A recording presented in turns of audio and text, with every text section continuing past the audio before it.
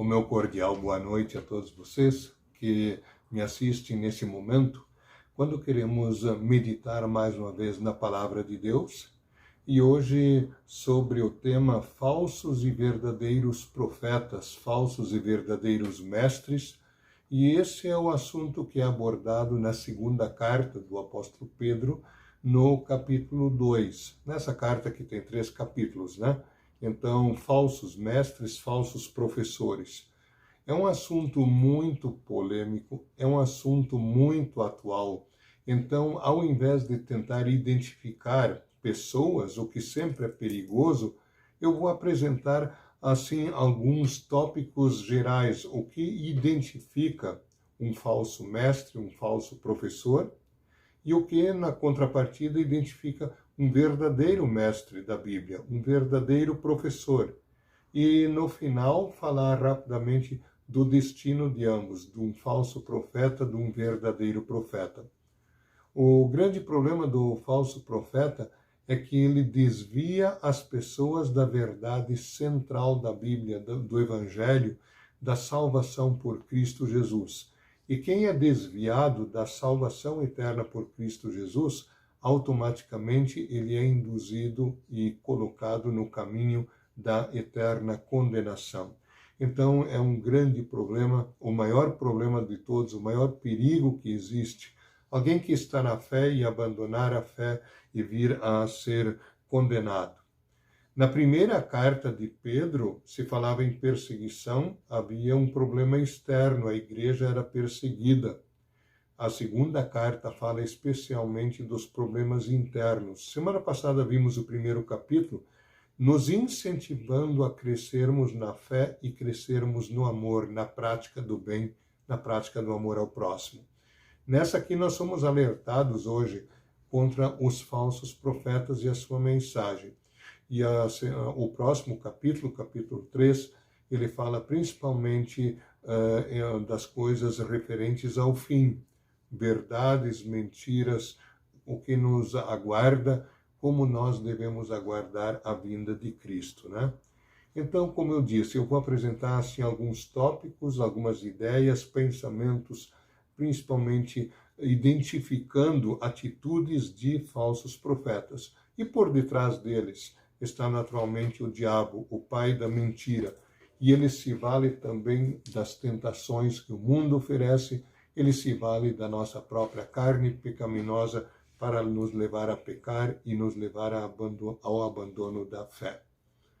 Nós temos no Antigo Testamento pelo menos 2 textos que falam claro que uma das formas, ou a forma de indicar que alguém é falso profeta, se ele diz que ele fala em nome de Deus, só se cumprir o que ele diz, ele pode ser considerado verdadeiro profeta. A primeira citação nesse sentido é de Deuteronômio 18, versículos 21 e 22, onde Moisés diz, né, ele nos diz que se alguém diz que fala em nome de Deus e a sua palavra se cumprir, quando se cumprir, sinal que ele foi um verdadeiro profeta. Mas se não se cumprir, ele foi um falso profeta. Algo semelhante nós temos em Jeremias, um embate do profeta Jeremias com o falso profeta Ananias. Ananias dizia que ele estava falando em nome de Deus. Jeremias dizia que não. Isso está em Jeremias 28, 1 a 7. Então, Jeremias também disse, se a tua palavra se cumprir, uma palavra de paz que ele prometia em termos de guerra, não, tudo está bem, tudo vai ficar em paz para Israel. E o Jeremias falava, não, vocês vão para o cativeiro, para a Babilônia. Aí o Jeremias disse, Ananias, bem que eu quisera que você tivesse razão, queria que você tivesse razão. Mas se a tua palavra se cumprir, você é um verdadeiro profeta. Mas se ela não se cumprir, você é falso profeta. Evidente que nós sabemos, a palavra de Ananias não se cumpriu. Alguns pensamentos, então, a mais sobre os falsos profetas. Eles usam o nome de Deus em linguagem bíblica. Isso que confunde muito facilmente. Falam de Deus, falam de Jesus, do Espírito Santo. Usam linguagem bíblica e quem não está avisado pode cair. São pessoas normalmente que já conheciam a palavra de Deus, a vontade de Deus, mas de repente só a conheciam intelectualmente e não de coração, não tinham ou não têm a verdadeira fé em Cristo. Ensinam doutrinas falsas sobre Jesus Cristo e a sua obra. Por exemplo, que as obras dos cristãos são necessárias para a sua salvação. A pessoa tem que ter a fé e tem que ter as obras para ganhar perdão dos pecados.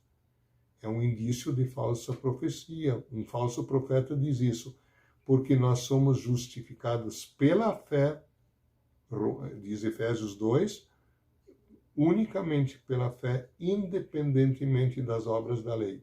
As obras são a consequência natural e lógica da fé. Outros dizem que se você é cristão, se você crê em Cristo, você está salvo. Não se preocupe, agora você é livre para viver como quiser. Inclusive os falsos profetas ali naquele tempo chegavam a afirmar: você é livre para fazer com o seu corpo o que bem entender, o que lhe dá prazer, porque isso não afeta o espírito. É uma grande mentira. Nós não somos livres para fazer o que bem entendemos, não somos livres para pecar. Nós não temos liberdade nesse sentido. Isso é libertinagem. Outros, diz Pedro, falam mal, abertamente, do caminho verdadeiro, o caminho da verdade. E o caminho com letra maiúscula é Jesus Cristo. O versículo 15 de 2 Pedro, capítulo 2, diz que eles trabalham por dinheiro, ambicionam dinheiro, fazem e dizem tudo que agrada o povo. Eles agradam o povo, mas com essa intenção de explorar o povo com histórias e promessas inventadas. Prometem coisas que Deus não prometeu. Então, as pessoas acreditam e pagam caro por isso, levam grandes dízimos para ouvirem promessas que Deus muitas vezes não fez. É um indício de falso profeta. O versículo 14 diz que eles sempre estão cobiçando mulheres e que também adiante diz que tem muitos desejos e práticas imorais. A imoralidade sexual também é uma das características. Outra característica, diz o texto, eles são como o Balaão, aquele que lá, quando Israel estava no deserto, foi contratado por um rei para amaldiçoar o povo de Deus. E Deus o obrigou a abençoar. Deus até falou através de uma jumenta com Balaão. Só que depois, o Balaão, mais tarde, levou o povo de Israel a pecar, a cometer adultério com mulheres estrangeiras e assim se afastar da confiança em Deus. Tudo está em Números, capítulos 22 a 25 e também o 31, 16. Números 31, 16. Né? Então, Balaão era um falso profeta. Eles falam em liberdade, mas são escravos do pecado e escravizam as pessoas no pecado. Isso está no versículo 19. Mas a verdadeira liberdade, diz a Bíblia, está em Cristo. João 8, 31, 32, ali é dito que se o Filho vos libertar, sereis verdadeiramente livres. A verdadeira liberdade e a liberdade libertar. Essa verdade libertará vocês, né? Liberdade é estar livre da escravidão do pecado, pela fé na obra salvadora no sacrifício de Cristo. Essa é a verdadeira liberdade. Falsos profetas não geram filhos para Deus e nem matam a sede espiritual dos que já são filhos de Deus. Não alimentam espiritualmente pelas pessoas. Pelo contrário, desviam as pessoas. Né? Eles convertem e levam as pessoas a cometer o pecado deliberadamente. Né? Eles conhecem a Cristo, pessoas que conhecem a Cristo, mas que por algum motivo se deixam enredar, porque não estão mais bem fiéis a Cristo, vão se afastando caindo em pecados grosseiros, né? E vão, assim, com o tempo, perder a fé. E com essas pessoas, com esses profetas e pessoas que dão para trás, isso é uma advertência muito grande, diz o final do texto, que o que aconteceu a essas pessoas, versículo 22, prova que são verdadeiros estes ditados. O cachorro volta ao seu próprio vômito, e a porca lavada volta a rolar na lama. Cachorros e porcos eram animais considerados impuros na época. Esse ditado, o cachorro volta ao seu próprio vômito, é um ditado que também está em Provérbios 26:11. Já esse outro ditado, a porca lavada volta a se revolver na lama, não sabemos da origem dele. Mas é isso que acontece quem esteve na fé e volta para o pecado. É o pecado da apostasia, apostatar da fé, se afastar de Deus, é gravíssimo, porque condena eternamente. Muito dificilmente uma pessoa que já conhecia a Cristo, tinha a fé verdadeira e se afastou, muito dificilmente ela se arrependerá e voltará atrás. Geralmente é mais difícil uma pessoa não cristã ser convertida do que tal pessoa ser convertida. Isso é uma advertência também muito grande para nós que conhecemos a Cristo. Até aqui, então, uma série de questões sobre os falsos profetas, né? Agora, algumas formas de identificar verdadeiros profetas. Eu tirei esses pensamentos de outros textos, agora não falando de 2 Pedro, mas para colocar uma contrapartida aqui, o contraponto positivo da palavra de Deus. O verdadeiro profeta é aquele que anuncia tudo que foi escrito sobre o Filho do Homem. Esse pensamento está em Lucas 18:31. Verdadeiros pastores, profetas, mestres anunciam o que foi escrito a respeito do Filho de Deus, Filho do Homem, Jesus Cristo, verdadeiro Deus, verdadeiro homem, sobre a sua obra salvadora. Onde é que está anunciado? Jesus disse que nele se cumpriu tudo que estava nas Escrituras. Pensando na semana que vem, na paixão e morte de Cristo e na sua ressurreição, imediatamente lembramos de Isaías 53. O castigo que nos traz a paz estava sobre ele, e pelas suas pisaduras fomos sarados. Ele que não tinha pecado, foi feito pecado em nosso lugar, pagou por todas as nossas culpas na cruz do Calvário. Essa é a essência do Evangelho. O apóstolo Paulo escreveu em 1 Coríntios 15, nos primeiros versículos, que ele não inventou nada, ele repassou para as pessoas o que ele também recebeu, que Cristo morreu, segundo as Escrituras, e ressuscitou ao terceiro dia, segundo as Escrituras. É isso, essa é a centralidade da mensagem que indica ser alguém verdadeiro mestre, verdadeiro profeta.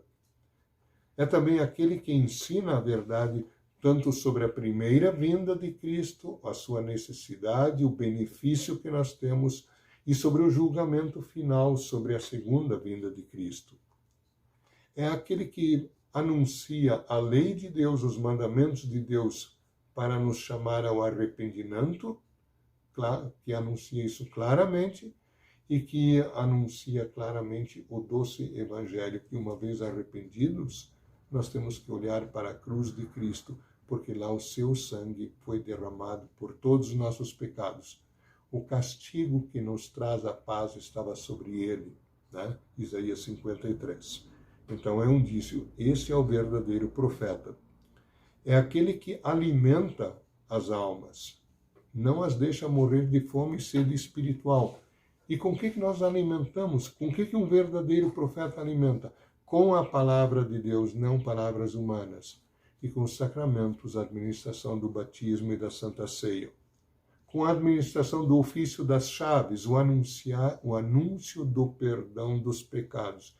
Meu filho, minha filha, os teus pecados estão perdoados. É isto que faz o verdadeiro profeta. Ele ensina o povo a amar o próximo, a não ser infrutífero, Jesus diz, pelos seus frutos os conhecereis. Tiago, a fé sem obras é morta, né? Eles imitam o bom samaritano, que ajudou aquele que estava ferido, né? Então, o verdadeiro profeta também, além de ensinar a fé, o caminho da fé em Jesus, ensina como viver esta fé no amor ao próximo. Lutero diz que os verdadeiros pastores podem ser chamados de bocas de Cristo. Ele é boca de Cristo, uma expressão típica de Martinho Lutero. É aquele que, então, não só ensina a fé, mas ensina tudo a partir da palavra de Deus, as boas obras resumidas e extraídas dos 10 mandamentos. Ali nós temos obras verdadeiramente ordenadas. Na Idade Média, a igreja ensinava muitas vezes obras, por exemplo, que a pessoa tinha que ir para um convento e lá a vida era mais santa do que fora. Isso é uma obra inventada, não tem ordem bíblica. Tá? Quando você tem uma ordem clara, você sabe o que é uma boa obra. O verdadeiro profeta é aquele que só fala o que está na palavra de Deus. Ele mesmo é aluno da palavra de Deus, ele não é mais do que ninguém. Né?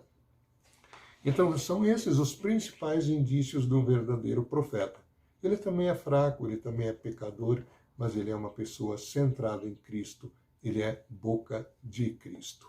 A partir desses pensamentos, vocês podem tirar algumas conclusões de coisas que vocês veem, observam, analisam na vida também hoje em dia.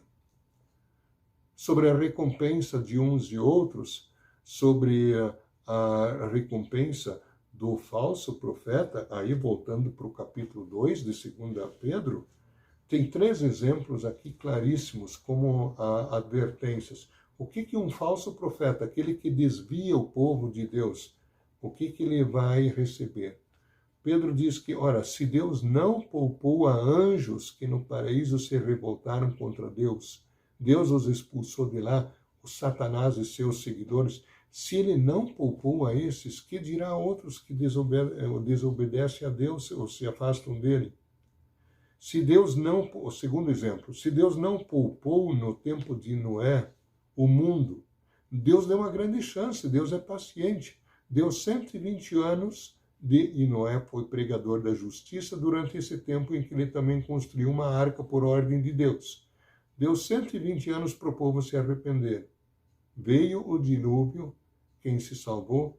Noé e mais 7 pessoas. Né? Ele, a esposa, 3 filhos e as esposas. Né? 8 pessoas que se salvaram, mas o resto foi condenado. Deus não brinca.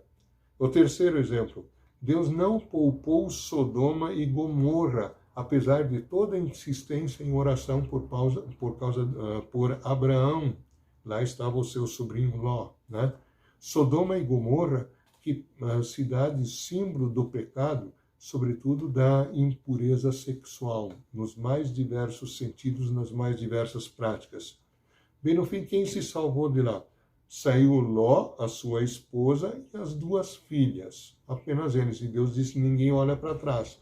Lá para as tantas, a esposa de Ló olhou para trás. Esse olhar para trás não era mera curiosidade. Era saudade da ganância por coisas que ficaram para trás. Desejo por coisas que ficaram para trás. Foi incredulidade. Por isso que ela virou uma estátua de sal. E esse é o terceiro exemplo que o Pedro nos apresenta aqui. Né? Então, ele fala várias vezes que o destino deles é a condenação à destruição. Nos versículos 1 e 2, tudo isso está resumido. No passado apareceram falsos profetas no meio do povo, e assim também vão aparecer falsos profetas entre vocês. Eles ensinarão doutrinas destruidoras e falsas, e rejeitarão o mestre que os salvou. Mestre com letra maiúscula, sabem quem é. E isso fará com que caia sobre eles uma rápida destruição. E quanto aos verdadeiros profetas? Aí eu cito apenas um texto bíblico da sua recompensa, Daniel 12:3, 12:3, Daniel, que diz que os que a muitos conduziram à justiça resplandecerão como estrelas no firmamento. Eles terão a sua recompensa. Queridas irmãs, queridos irmãos, esse texto é um texto muito sério que nos convida à reflexão, a nós não cairmos na lábia de falsos profetas. É uma advertência a não cairmos nessa lábia e a não sermos falsos profetas, a ficarmos em Cristo Jesus, né? E é também um consolo muito grande saber que só em Cristo, que é o caminho, a verdade e a vida, nós temos verdadeira liberdade e eterna salvação. João 14:6, Jesus dizendo: eu sou o caminho, a verdade e a vida. Ninguém vem ao Pai senão por mim. Fiquemos todos, então, em Cristo Jesus. Amém. Convido-os para falarmos com Deus em oração. Querido Deus, amado Pai Celestial, muito obrigado por mais esta palavra de Tua parte. Senhor, dá-nos sempre discernimento quanto a essa questão dos falsos profetas. Nós por nós mesmos não temos isso. Ilumina-nos com o Teu Espírito Santo e faze com que nós procuremos e encontremos a verdade lá onde ela está, nas Tuas palavras, na Escritura Sagrada, o cujo centro é Jesus Cristo e sua obra redentora. Agora que estamos às portas de mais uma Semana Santa, Semana da Paixão, te louvamos e agradecemos pela pessoa e obra de Jesus Cristo, sobretudo sua amarga paixão e morte e gloriosa ressurreição. Que nós que no batismo morremos e ressuscitamos espiritualmente com Cristo, vivamos para Cristo todos os nossos dias. Concede isso a todos nós, em nome de Jesus Cristo, nosso amado Salvador e Senhor. Amém. Obrigado pela atenção, uma boa noite e até a próxima oportunidade.